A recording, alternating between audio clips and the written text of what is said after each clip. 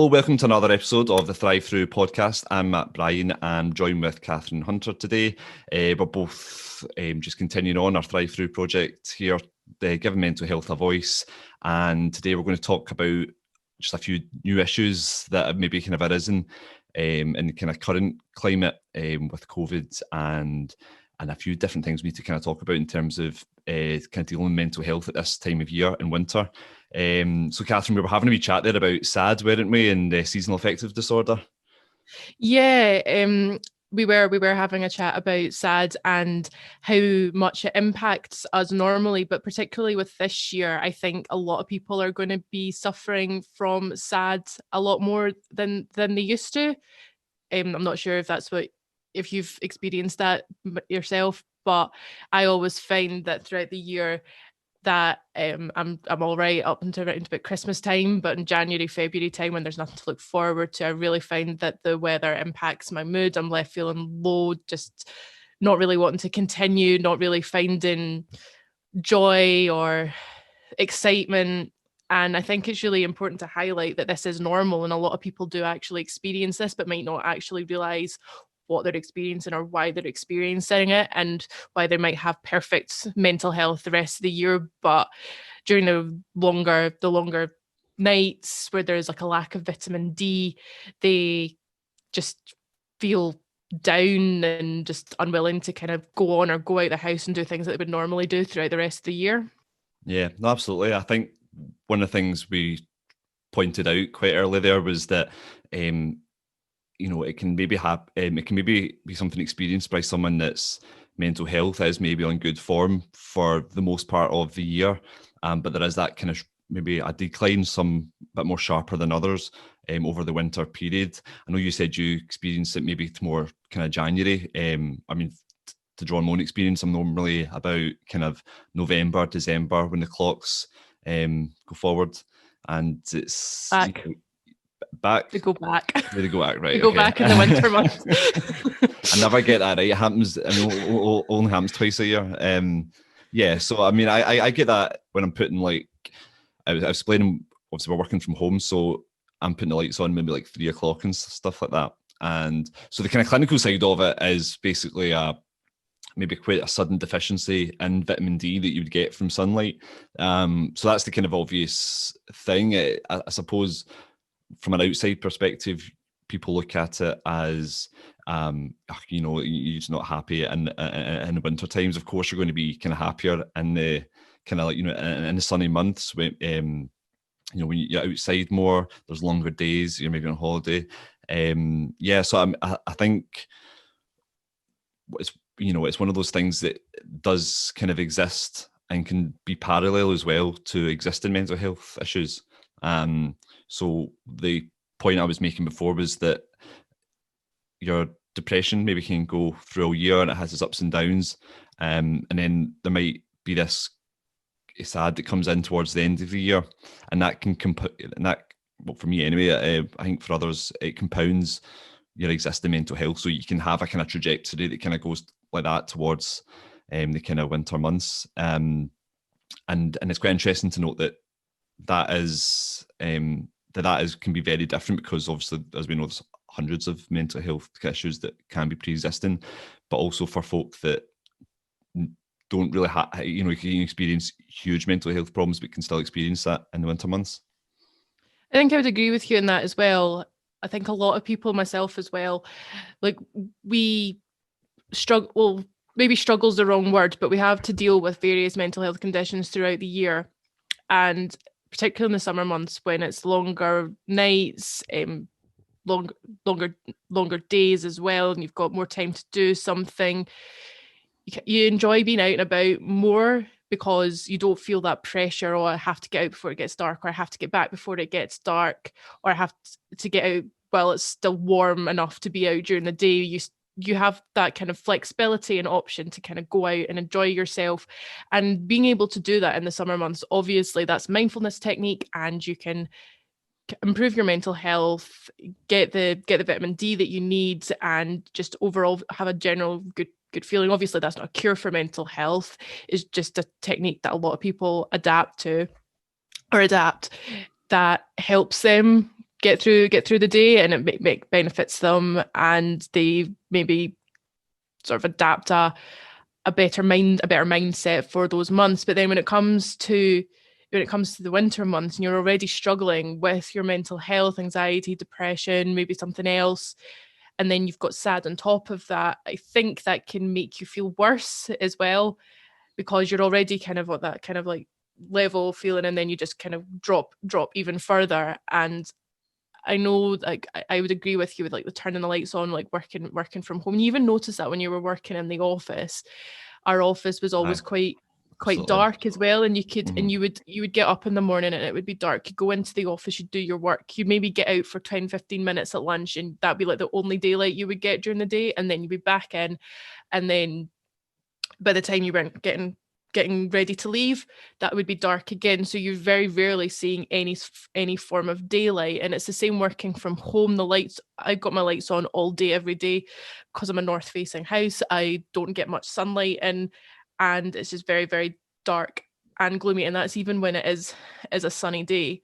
So I think as well, with all of that, you really, really need to take care of yourself to make sure that the effects of SAD don't have bad impacts on you and like poor consequences, because you need to take that time for yourself to kind of get out and about and try and make the most of these like darker days, if that makes sense. Yeah, absolutely. You actually took the words right out of my mouth when when you get up dark, home dark.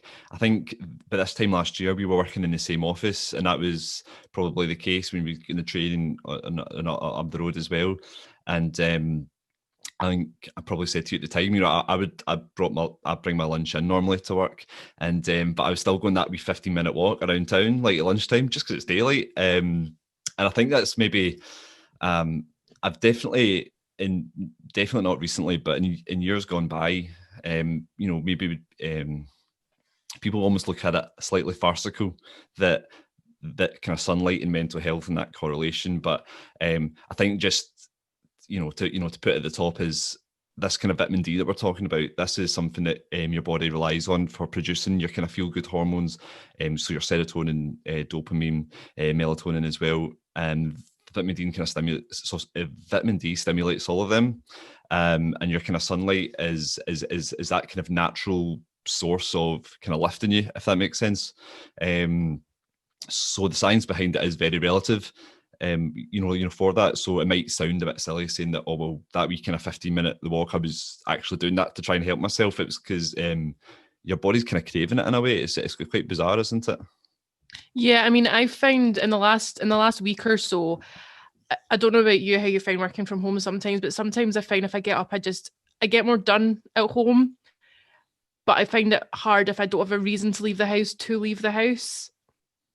Especially if I'm not having to go into an office or get the train into Glasgow. I'm missing that being out and about, and that human contact.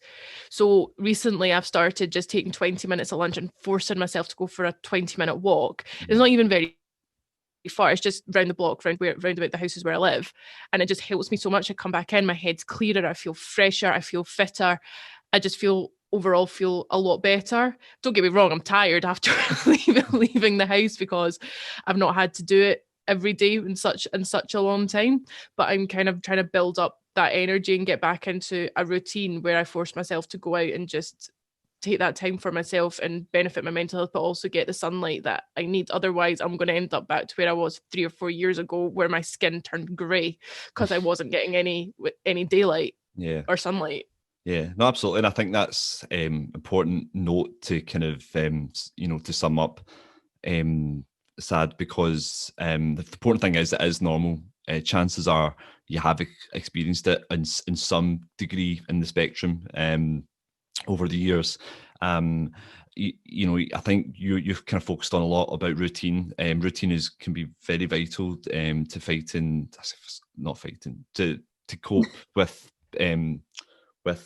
any mental health difficulty. And I think paying that wee extra attention to like your morning routine. So morning routine when it's daylight. So sometimes in the morning I would actually just go out, say, because yourself start about 8-9 o'clock as daylight then most of the time now, and just have that 5 minutes and just kind of look wherever you need to look outside. You don't need to go for a walk at that time.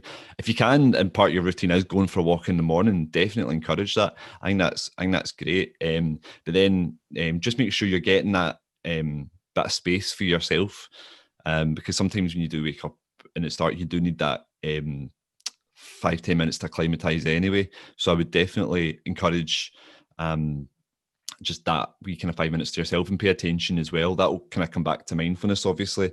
But there's lots of kind of techniques to do that, to kind of focus on still grasping the day the same way that you would normally.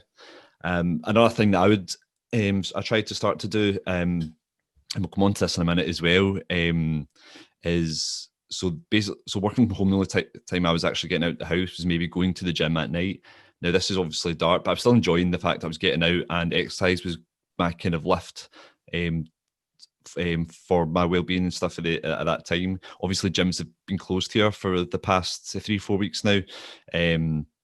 I covered a wee bit about this in local news recently, and just about how, you know, gyms should be classed as essential businesses for all these benefits. So really they shouldn't close during even this, you know, the strictest stage of the pandemic rules.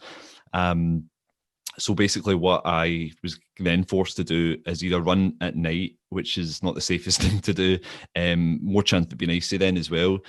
So I've only tried this a couple of times just because it's only been the last few weeks, is try to make a point of, like you said, actually getting out the house on your lunch break if it's just a short walk. For me, it's like sometimes I run around the block even, and just that way I was getting that out the road. And if you can get exercise and do it during daylight, I think that is quite a key thing right now. You know, as far as kind of coping strategies go, if you can do 2 in 1 and keep that consistent throughout your week, maybe not every day. I was just doing it a couple of times now and then, just to keep you going, keep you ticking over, because it is very draining. Just kind of working in the kind of darkness, if you like, and you know, in not having those things, especially when all the kind of things you would normally do to kind of help your mental health, those are being restricted. Yeah, so I think it's just be mindful of all these wee things that do help. It can be very lonely as well, I found, working from home. So to start with, in March, I was all for it. I was like, oh yeah, good, 2 weeks to work from home, that'll help me recover, because I was, you know, it's quite tiring being on the go the entire time. But 9-10 months later, we're still not back at work. I personally don't think I'm going to be back in an office for another 3 or 4 months. So that'll be me out of an office. And you miss that personal contact, don't you, with your colleagues, being able to talk to somebody. And I think as well, not having that personal contact and just being within the same 4 walls with your own mind can be quite, maybe damaging is not the right word, but it can have an impact. And I think as well, getting into a routine to kind of beat the blues, if you pardon the pun, is kind of good as well. So for me, I know that my SAD will get worse January, February, like March time. And it probably is, like, although I do have underlying mental health conditions throughout the 365 days a year, it does get worse January, February, March time. And I'd always kind of wondered, why does it do that? I didn't realize until recently that there was actually a technical term for it. And now I know, oh, right, that's actually good. This is actually recognized and it's diagnosed. And a lot of people actually, it's not good that a lot of people experience it, but it's nice to know that you're not alone and feeling that way.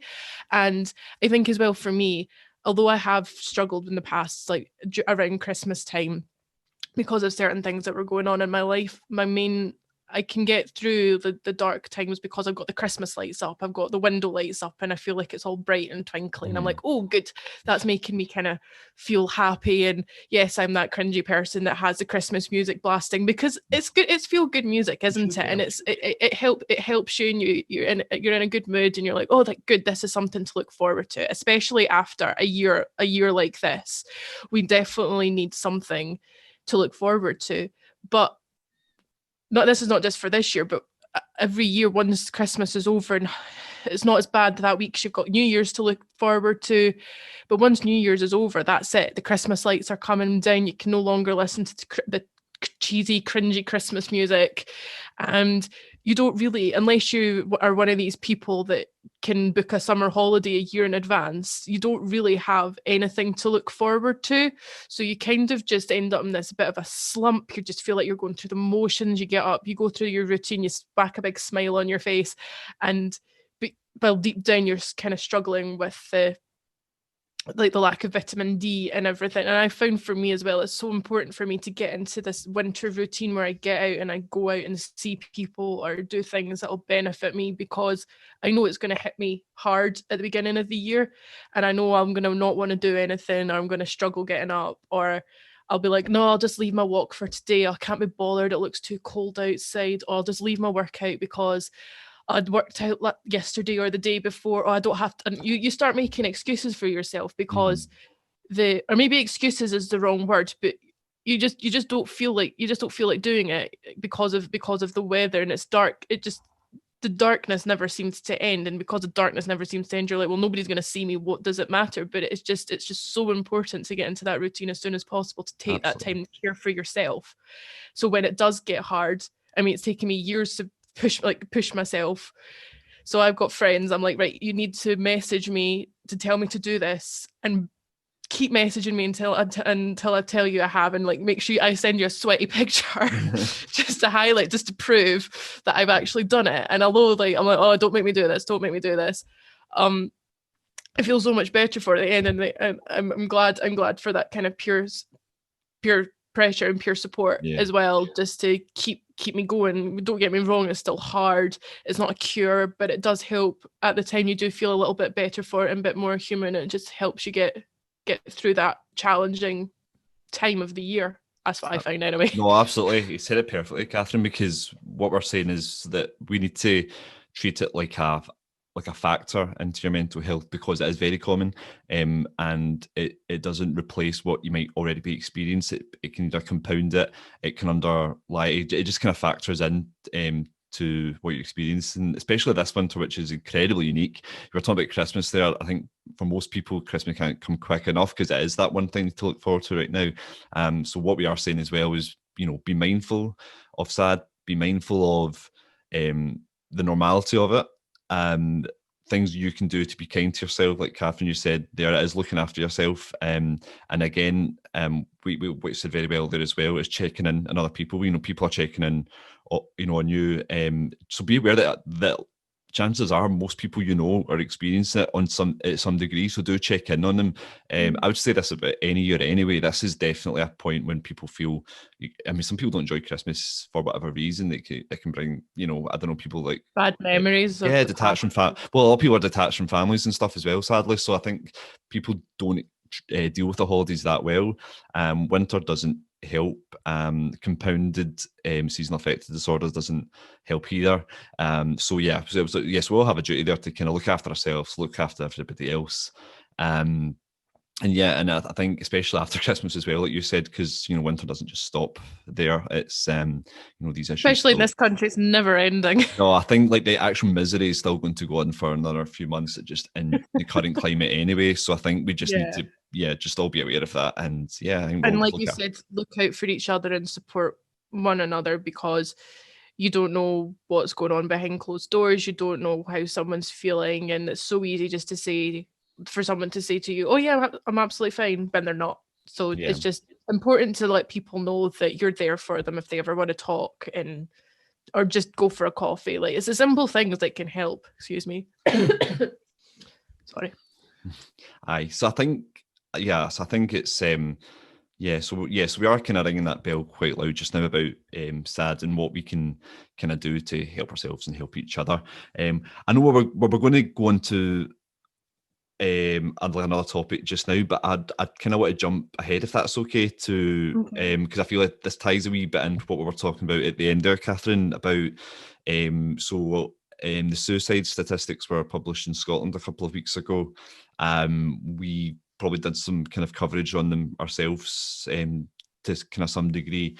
I suppose the kind of sad headlines from it is that there is an increase. Again, in Scotland, it's went from 784 to 833. These are figures from 2019.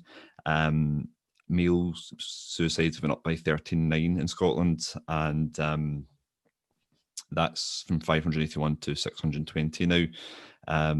So just obviously just kind of touching on some issues we've covered before, with that kind of obviously, I suppose suicide is part of the mental health discussion, unfortunately, and obviously we've kind of covered some stuff on men's mental health as well. So basically, it breaks down as 16 people per week to more than 2 people per day. So we're just going to kind of reflect on them briefly. Just again, we've almost had a whole year. The stats were published a wee bit later this year because of everything else. So we've kind of had a whole year since since those figures have ended. So there's a lot of chat just now about, can we monitor these a wee bit more closely given this current year? Everybody knows that mental health's taken a much bigger hit this year because of the pandemic. So I don't know, what was your kind of first thoughts on it, Catherine, looking at the stats and maybe monitoring them a wee bit, if there's any way to do that? I suppose, if I'm being completely honest, when I look at the stats every single year and I see that they've increased, my heart just sinks, because it's just heartbreaking to see people feel that they have no other option but to take their own life. And I just think it's so hard and sad, especially for them and for the families and for the people who've got to kind of pick up the pieces left behind. But from a more kind of technical point of view, I think it just highlights that we need more support in place. We need more support. And it's not that these support services and these counselling services aren't doing a good job. They're absolutely fantastic, but they need more funding. They need more staff. They need more resources to help these people.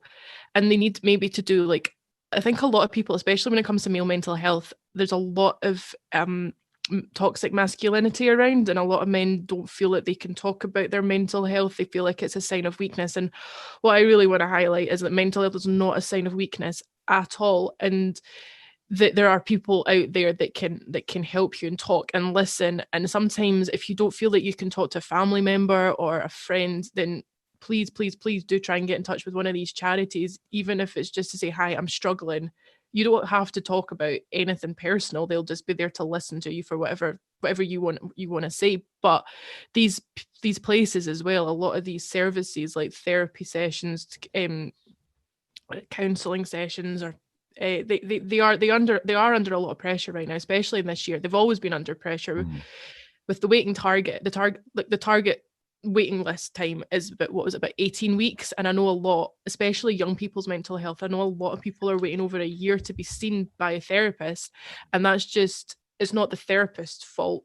It's just the demand for the service is just so great. And we just need to be doing more to help people in this situation, and more resources and more money, I think, needs to be spent in these services to help people, to prevent people from thinking that suicide is the only option. Yeah, and making it more accessible as well. That's the kind of main thing I kind of take from it. We do have waiting times, but a lot of the time, people I've spoke to before that have been unable to access support is not so much they've been literally sitting waiting in a queue. I think there needs to be that link between client and therapist, or individual, and the actual support, the actual kind of clinical support. So like people a few months ago were saying, well, can I still see a counsellor? Can I see, these kind of things? These are things that we need to smoothen out a wee bit. I don't know, like I said, we don't actually have the answers to what we're going to do to kind of reflect on more current statistics on, as it has been for a while. We get the suicide statistics a year afterwards, so we kind of look at them retrospectively. And this year is a wee bit difficult because we're very aware that there's increased difficulty in mental health this year due to the pandemic, due to more stresses with money, work, furlough, health, people worrying about their health, isolating, loneliness. We had a chat on today about this. We could and we will, I think, cover a whole episode in this kind of stuff, just on everything that's maybe affected it this year. and yeah, like we don't want to beat around the bush about suicide either. It's part of the mental health discussion, and it's I think you'll agree it's one of the main reasons we kind of started this platform as well. We want to kind of assert something into it. We want to be able to, to do something to help. So yeah, I mean, like you kind of touched on some services and charities there, and we've worked with Samaritans before. Very approachable. It's I feel like sometimes it's it's like the end of a doctor's appointment and you kind of give a few numbers to the patient. It's not that case at all, but it's important to highlight the help. We've got Samaritans. You've probably seen bits and pieces from Chris's house as well, CAMS as well for children and adolescents. And there's so many conditions the young people experience just now as well. So we will go into these in a lot more detail. I just thought, given it was only a couple of weeks ago, the figures were published, we would we're best to touch on them, show that we're aware of them. We believe that we're aware of a lot of the problems that's bringing people to this kind of tragic end, if you like. I don't want to, like I said, I don't want to sanitize, but I don't want to sensationalize it either. But it is basically it's heartbreak for families. And I think we all have a responsibility again to go into that. So just before I summed it up there, Catherine, I was just mentioning a wee bit about young people, and we're aware of how common anxiety is in younger people. You've been covering this a wee bit recently with young people in schools and how these, the kind of stresses of this year is impacting them. So what can you kind of tell us about what you've been covering? Absolutely. So I've been talking to quite a lot of young people over the last few weeks, especially before it was announced that exams were going to be cancelled, because there's just been a lot of uncertainty and a lot of pressure for young people, not just this academic year, but the last academic year as well. And the overwhelming majority of young people as well, they appreciate their learning, and while they're grateful to be back at school, a lot of them don't feel safe because there's no social distancing. Not everybody has to wear a mask. Some people refuse to wear a mask. The physical conditions in schools as well, in order to keep the place ventilated, are quite frightening, actually. I wasn't aware of this until a few weeks ago, but all the classroom windows have to be opened, and there's no central heating. So naturally, at this time of year, it's going to be quite cold, especially with the winter gales coming in, the snow, the hail, especially in this part of Scotland as well. And like, young people are getting ill quite easily, but they're being sent home and getting tested for COVID, but they don't have COVID. They just have the common flu or a cold. Not that the flu isn't bad, but yeah. There's a lot of. I mean, colds are common this time, aren't they? So there's a lot more accelerating that, I'd say. Yeah. So they're kind of going in, and some young people have said that they're scared, they're petrified, they're stressed, they're anxious, they're worried, and they were keen for like a 50-50 blended learning approach, where they would be in school part of the time and learning online part of the time. Mm-hmm. They didn't want to go back to full-time learning at home. They felt that didn't work. They did need one-on-one teacher support or a classroom environment, but there's some of these schools, like there's some schools are smaller than others. There's maybe primary schools, some maybe only have a few kids in them, but the secondary schools, some of them can have about 1,500, 1,800 pupils in them, and that's quite a lot. And yeah, there's just been a lot of heightened stress and anxiety, particularly with the physical conditions. And they say that the only good thing is being able to see your friends in person, and they're all going through this together, but it's still stressful. And then they didn't know until earlier this week that exams were going to be cancelled for the second year in a row.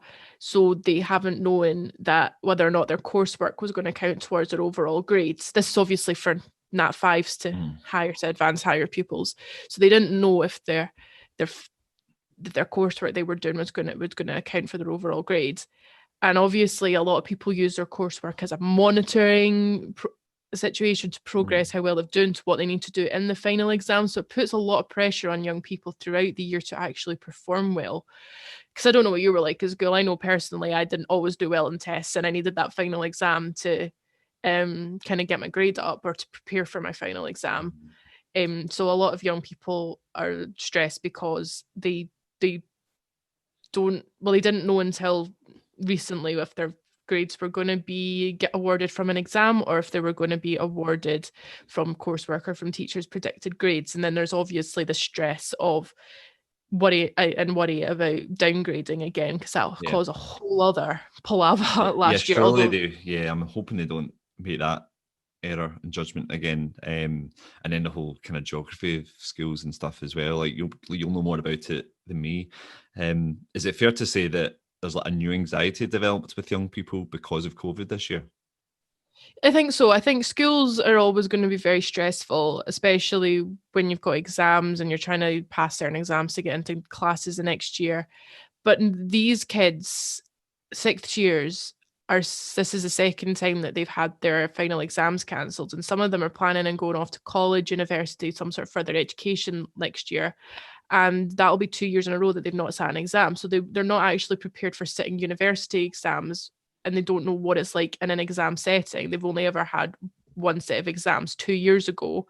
So it's going to be quite a big jump for them as well, because they've never had to sit in an exam setting, and they don't know if that's going to impact them throughout university. I didn't even think of that actually. So people that obviously had a year of exams cancelled kind of get thrown into the deep end with the hires or advanced hires, basically, potentially the 2 years. Yeah, especially like some courses in university, they're all exams. Some courses are not, it's more coursework. So for those courses, they're absolutely fine. Well, maybe not fine, but there's not as much pressure. Yeah, just not that clinical testing, if you like. Yeah. Yeah, but for those courses which really heavily rely on exams throughout the year, then young people don't have the experience of sitting them, so that could impact them in the future as well. Part of growing up dealing with that pressure, like in any working environment you go to, you're expected to cope with pressure. Exams are almost like a introduction to that, and it starts at schools. I mean, I don't think I was as stressed as I should have been about exams in school. People say that's a good thing, but I reckon if I was a wee bit more stressed, I think if I was less stressed, I would have. If I'd relaxed, I wouldn't have freaked out in exams. Yeah, I mean, I was still freaking out in exams, but only because I knew that I didn't do because I wasn't stressing out before. I wasn't doing the hard work to prepare for them. So I wouldn't take any advice from me on that side of things. But yeah, at the same time, it's the experience of an exam. It's stressful. It's building you up for the kind of adult world, for working life, for pressure.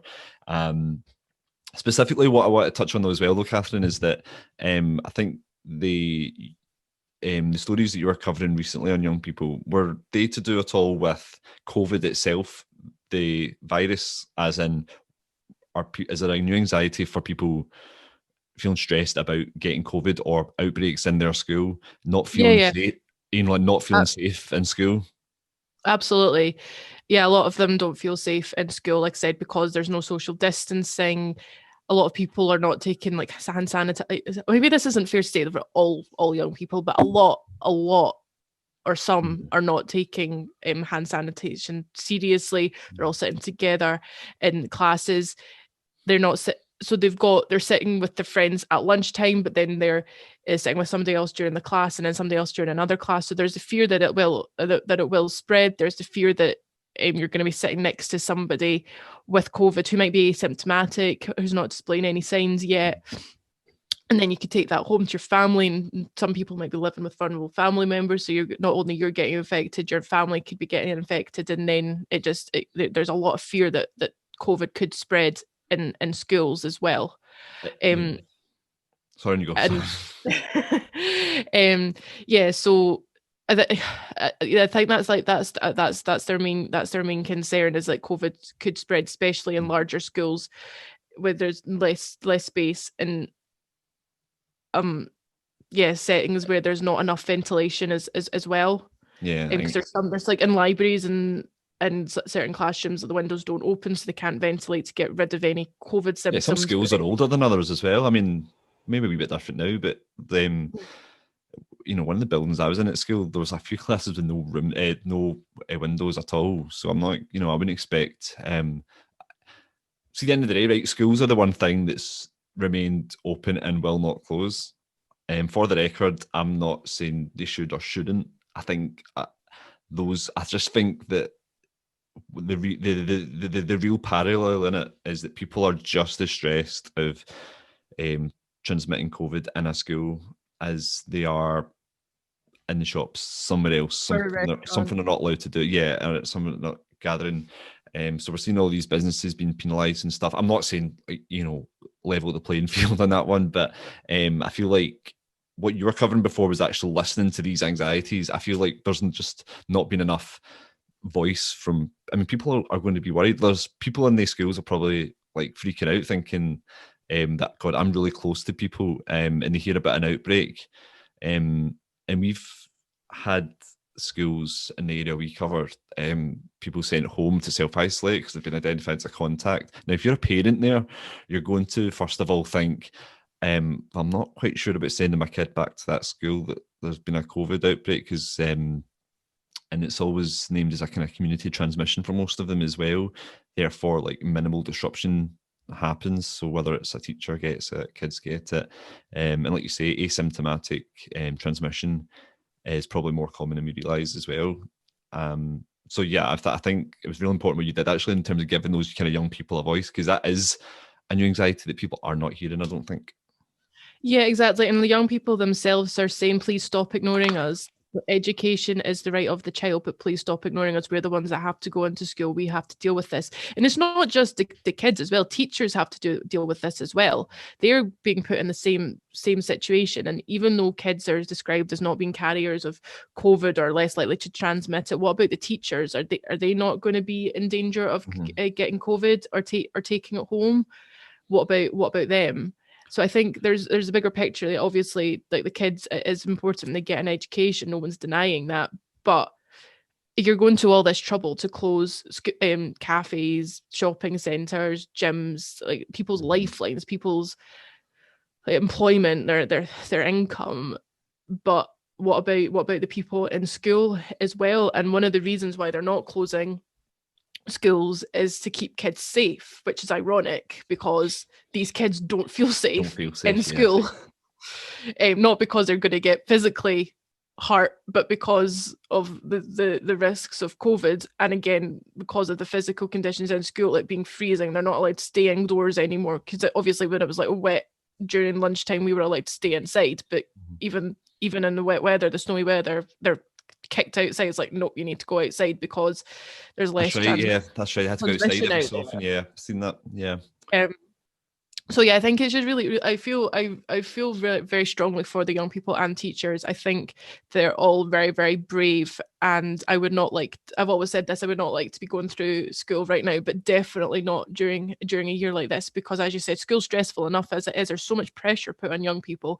You have to do well in exams, you have to do this to get into this class and this to get into that class, and then if you don't do that, you won't get into university, or you won't get into further education or an apprenticeship, and then there's so much pressure put on them. But that's what the young people have been saying as well. Is like, we're still getting that pressure, but we're finding it hard to concentrate because we still don't know if there's COVID in the class. We can't see it. Yeah, we're wiping down the tables, we're washing our hands, we're wearing masks, but not everybody is. There's some people that are not wearing masks, and there's obviously a lot of speculation.